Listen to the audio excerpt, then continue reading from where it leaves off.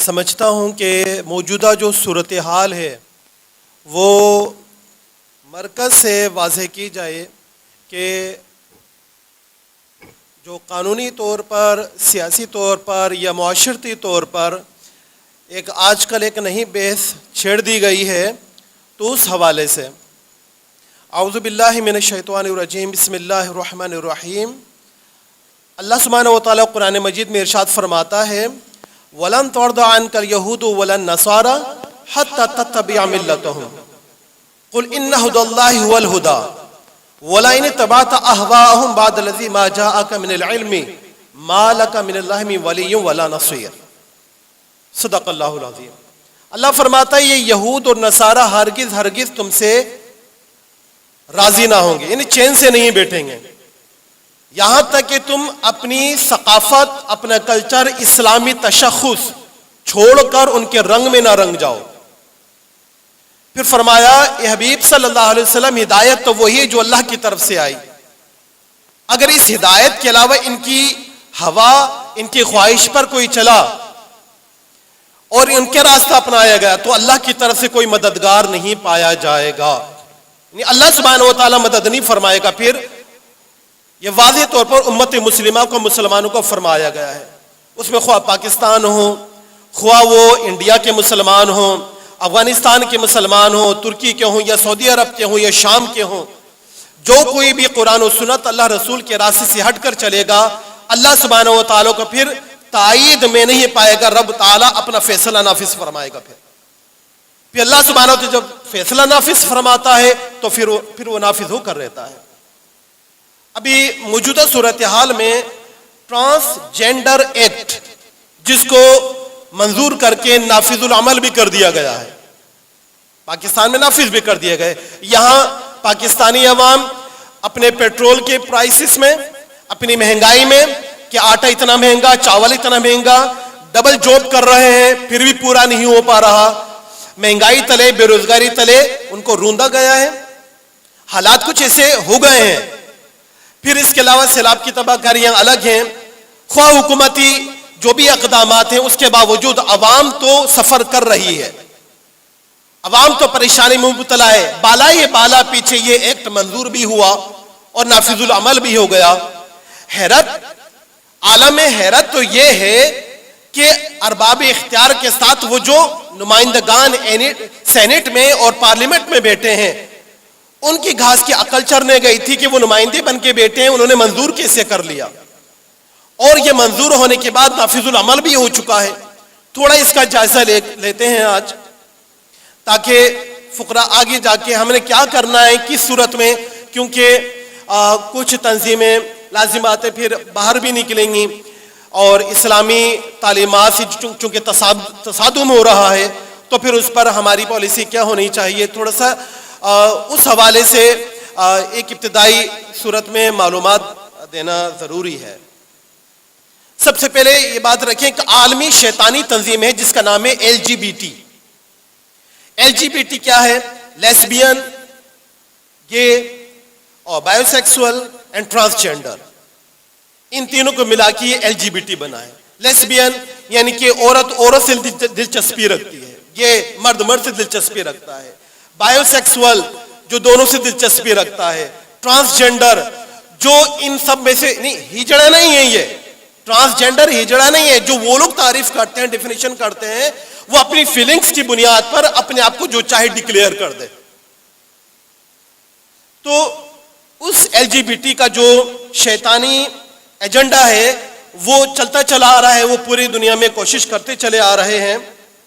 ابھی پچھلے دنوں عورت مارچ کے اندر ایک پلے کارڈ تھا جس پہ ایک خاتون نے لکھا تھا میرا جسم میری مرضی، میرا جسم میری مرضی۔ یہ سمجھ لیں کہ یہ LGBT ہی کا ہی وہ ایجنڈا ہے جو سب چلا آ رہا ہے ملک پاکستان، وطن عزیز پاکستان میں، کہ پاکستان کا مطلب کیا؟ لا الہ الا اللہ۔ اور یہ جو حرکات ہو رہی ہیں اس کو اگر ہم اس تناظر میں کہیں تو یہ ہوگا لا الہ الا انسان۔ پاکستان کا مطلب کیا؟ لا الہ الا اللہ، اور ان کا جو نعرہ ہے وہ لا الہ الا انسان ہے، کہ اپنی خواہش پر جو چاہیں وہ کر لیں۔ اب دیکھیں یہ جب ایکٹ پاس ہونے جانے لگا تو نعرہ تو یہ لگایا کیا کہ یہ جو مخنث ہیں، جو درمیان ہیں، جو نہ مرد ہیں نہ عورت ہیں، ان کے تحفظ کے لیے ہیں کہ ان کو روزگار ملے، ان کو معاشرے میں ایک حیثیت ملے، وہ بھی انسان ہیں، ان کے حقوق کے نام پر یہ بل پاس کیا گیا۔ لیکن اس کا جو ہے معاملہ کچھ اور ہے۔ سب سے پہلے یہ تو سمجھیے کہ ٹرانسجینڈر جو ہے وہ ہے کیا۔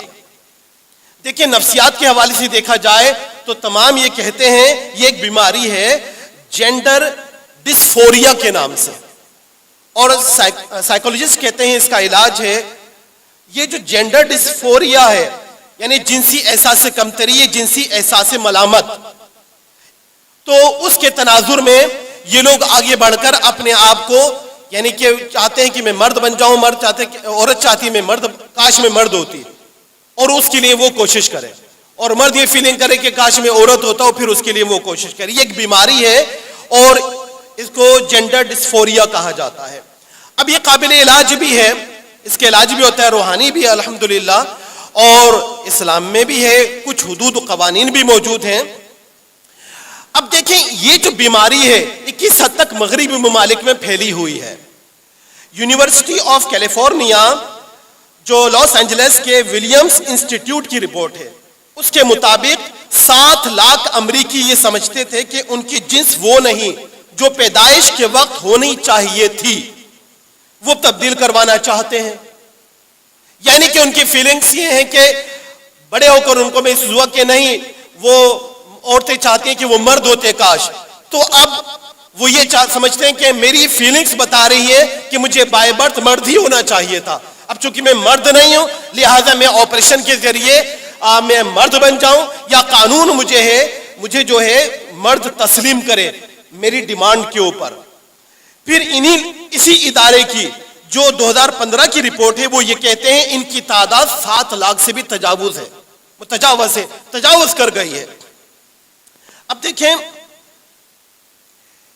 اس قانون میں سوال یہ پیدا ہوتا ہے کہ ان کا علاج کروایا جائے جو اس نفسیاتی بیماری میں مبتلا ہے، یا پھر ان کے لیے قانون بنا کر ملکوں پہ نافذ کر دیا جائے،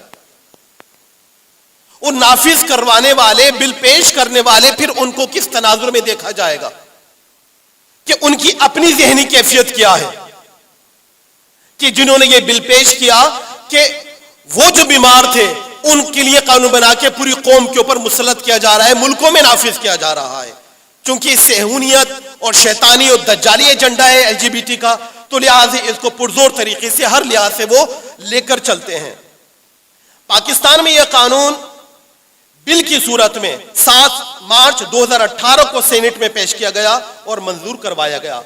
اب اس میں جو 4 سینیٹرز جنہوں نے پیش کیا تھا، اس میں روبینہ خالد ہیں، پیپلز پارٹی کی خیبر پختونخوا سے تعلق ہے، روبینہ عرفان مسلم قائد لیگ کی جو بلوچستان سے تعلق رکھتے ہیں، کلثوم پروین مسلم لیگ نون کے بلوچستان سے تعلق ہے، مسٹر کریم احمد خواجہ پیپلز پارٹی سندھ سے تعلق ہے۔ ان افراد نے اس بل کو پیش کیا اور یہ جو مخنث ہیں ان کے تحفظ کے حوالے سے پیش کیا۔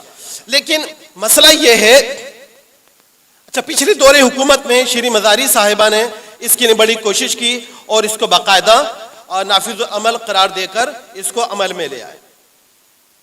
سب سے بڑی بات یہ ہے، یہ مخنث لوگوں کے لیے پاس کیا گیا تھا تو کم از کم یہ لگاتے کہ میڈیکل چیک اپ اور سرٹیفکیٹ لے کر وہ نادرا آفس پہنچے اور پھر کہے کہ میں مخنث ہوں، مجھے مخنث لکھا جائے اور مجھے ملازمت بھی دی جائے گی اور تمام معاملات کو تحفظ دیا جائے۔ لیکن کوئی میڈیکل چیک اپ نہیں، کوئی سرٹیفکیٹ نہیں، بلکہ وہ اپنی فیلنگز کی بنیاد پر جائے اور جا کر نادرا آفس میں ایک مرد کہے کہ مجھے فیلنگز آتی ہے، میں عورت ہوں لہٰذا میرے خانے میں عورت لکھا جائے، عورت جا کر بولے کہ میں مرد ہوں لہٰذا میرے خانے میں مرد لکھا جائے۔ یہ قانون اس طرح نافذ کر دیا گیا ہے، نافذ ہو چکا ہے۔ اب اس کے نتائج سن لیجئے گا ذرا۔ اس قانون کے تحت کیا کچھ ہو سکتا ہے؟ کوئی بھی عورت جب مرضی چاہے گی اپنے آپ کو مرد لکھوا کر وراثت سے دگنے حصے کی حقدار بن جائے گی۔ بے شمار مرد اپنے آپ کو عورتیں لکھوا کر عورتوں کے تعلیمی اداروں میں داخلے کے حقدار بن جائیں گے۔ بے شمار مرد اپنے آپ کو عورتیں لکھوا کر جو ہے وہ خواتین کے ہاسٹلز میں رہنے لگیں گے۔ بے شمار عورتیں اپنے آپ کو مرد لکھوا کر مردوں کے لیے مخصوص سرکاری ملازمتوں کے لیے درخواست دینے کے اہل بن جائیں گی. ایسے مرد عورتوں کے جیلوں میں ان کے ساتھ قید کیے جا سکیں گے اور ایسی عورتیں مردوں کے جیلوں میں ان کے ساتھ قید کیے جا سکیں گی. سرکاری تعلیمی اداروں اور محکموں میں میل فیمیل داخلوں ملازمتوں کے ایشوز اٹھ کھڑے ہوں گے. ایسے مرد مساجد میں عورتوں کو پورشن میں ان کے کندھے کے ساتھ کندھا ملا کر کھڑے ہوں گے کہ پاکستان کا قانون ان کو تحفظ دے رہا ہے. اور اسی عورتیں مردوں کے پورشن میں مساجد میں ان کے کندھوں کے ساتھ کندھا ملا کر کھڑی ہوں گی کیوں لکھوا ہوا ہے کہ ہم مرد ہیں. ایسی عورتیں مردوں کے پبلک واش رومز میں جا سکیں گی اور اسے مرد عورتوں کے پبلک واش رومز میں جا سکیں گے. خاندانی نظام تباہ برباد ہو کے رہ جائے گا. طریقہ اختیار کر کے ماں اور ماں باپ قرار پائے گی. اس کے علاوہ اولاد میں بیٹے بیٹیوں کی تعداد کے مسائل پیدا ہو جائیں گے. کتنے بیٹے کتنے بیٹیاں ہیں NIC ان کی مرضی سے بنیں گے. حقیقی تعداد کچھ اور ہوگی اور کراس جینڈرز بننے کے بعد کچھ اور ہو جائے گی. گھروں میں وراثتی و معاشرتی جھگڑے بہت زیادہ ہو جائیں گے. شادی بیاہ کے معاملات تو بالکل ہی درہم برہم ہو کے رہ جائیں گے. عین نکاح کے موقع پر دلہن مرد بن کر شادی سے انکار کر سکتی ہے. بہت سے مرد عورت بن کر بیوی کے حق و مہر دے کر دیگر حقوق دینے سے انکار کر دیں گے. اور بہت سی عورتیں مرد بن کر نکاح توڑ ڈالیں گی. بہت سے مرد عورتیں بن کر مردوں سے نکاح کے حقدار بن جائیں گے. بہت سی عورتیں مرد بن کر عورتوں سے نکاح کے حقدار بن جائیں گی. ایسی عورتیں سرکاری وغیر سرکاری مساجد میں قانون مؤذن امام اور خطیب بننے کی اہل ہوں گی.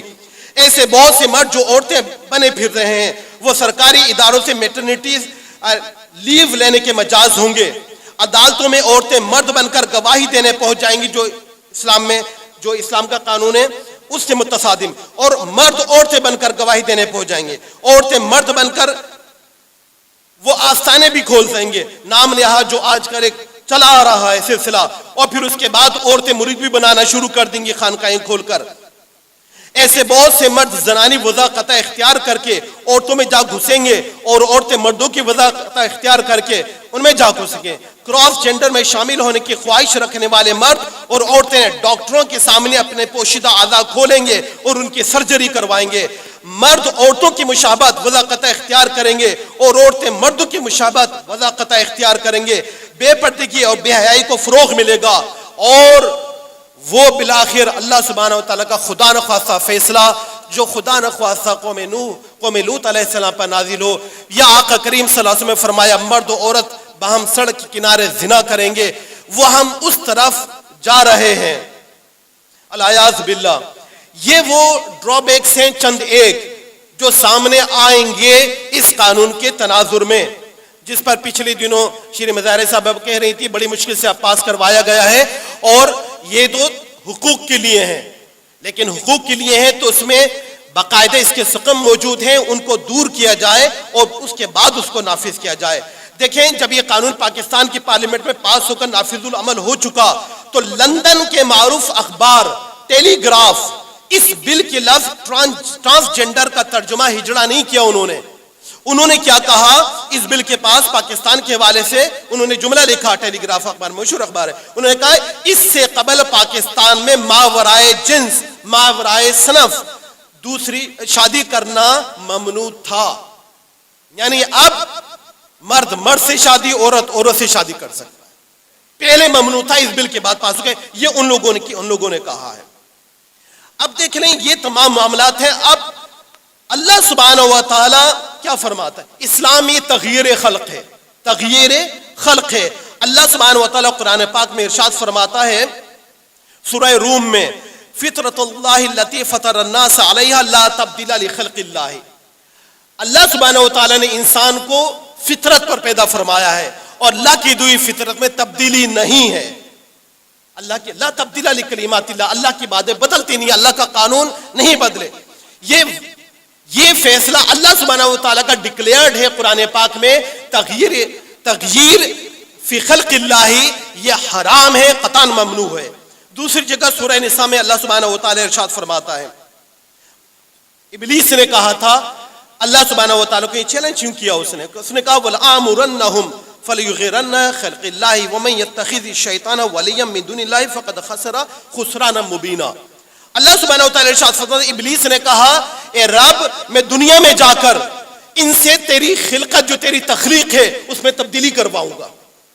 اللہ سبحانہ و تعالیٰ ارشاد فرماتا ہے جو کوئی شیطان کے راستے پر چلا یا شیطان کو دوست بنائے گا وہ بہت بڑے خسارے میں پڑ جائے گا. قرآن پاک کا واضح فیصلہ ہے.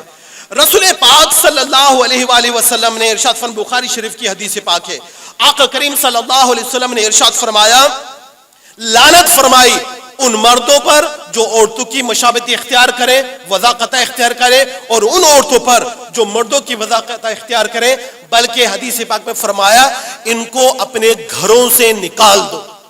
نہیں مانتے؟ گھروں سے نکال دو. یہ معاشرتی زندگی کے لیے، سماجی زندگی کے لیے نہیں ہے. جو مرد عورتوں کی مشابہت اختیار کریں یا وہ عورتیں جو مردوں کی مشابہت وضاقت اختیار کریں. اس کے علاوہ مسند احمد بن حنبل رحمۃ اللہ علیہ اس کی حدیث پاک ہے، آقا کریم صلی اللہ علیہ وسلم نے فرمایا اللہ نے لعنت فرمائی ان عورتوں پر جو مردوں کی صورت اپنائے اور ان عورتوں پر جو مردوں کی صورت اپنائے اور ان مردوں پر جو عورت مرد جو ایک دوسرے کی صورت اپنائے ان پر اللہ نے لعنت فرمائی ہے. سنن ابی داؤد کی حدیث پاک ہے، آقا کریم صلی اللہ علیہ وسلم کی بارگاہ میں ایک مخنث لایا گیا ہجڑا، لیکن اس نے مہندی لگائی ہوئی تھی ہاتھ اور پیروں میں. آقا کریم صلی اللہ علیہ وسلم نے فرمایا یہ کیا ہے؟ تو صحابہ کرام نے عرض کی یا رسول اللہ صلی اللہ علیہ وسلم یہ عورتوں کی مشابہت اختیار کرتا ہے. تو آقا کریم صلی اللہ علیہ وسلم نے فرمایا اس کو مدینہ طیبہ سے نکال دو.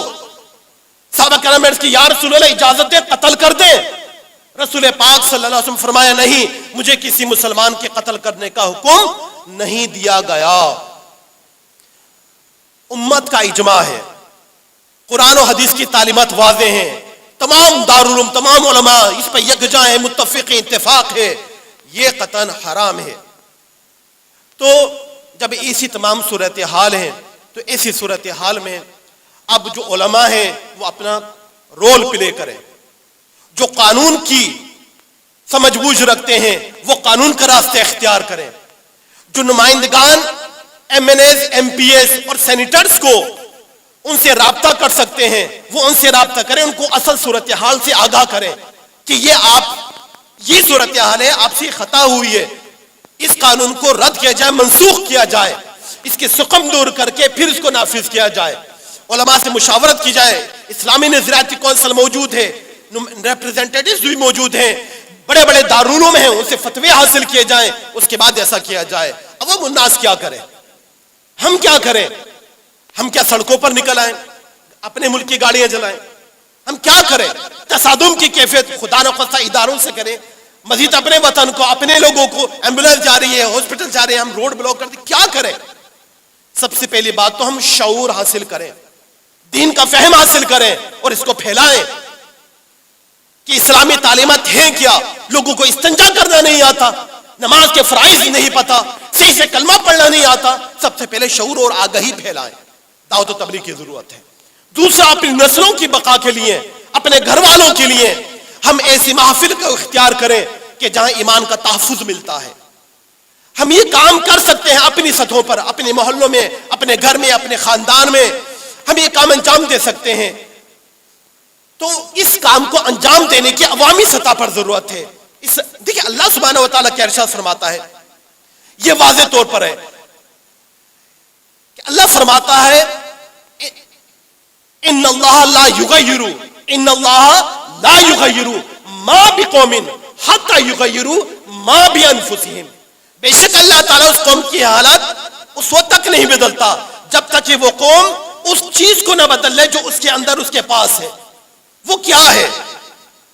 جب تک کہ قوم اخلاقی طور پر، روحانی طور پر ہیں، جب تک کہ تیار نہ ہو جائے تو بتائیں تہجد گزار حکمران کیسے آئے؟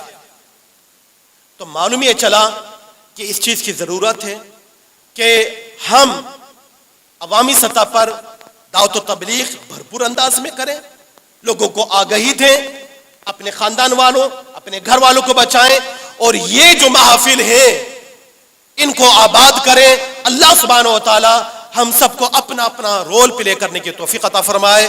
وما علینا الا البلاغ.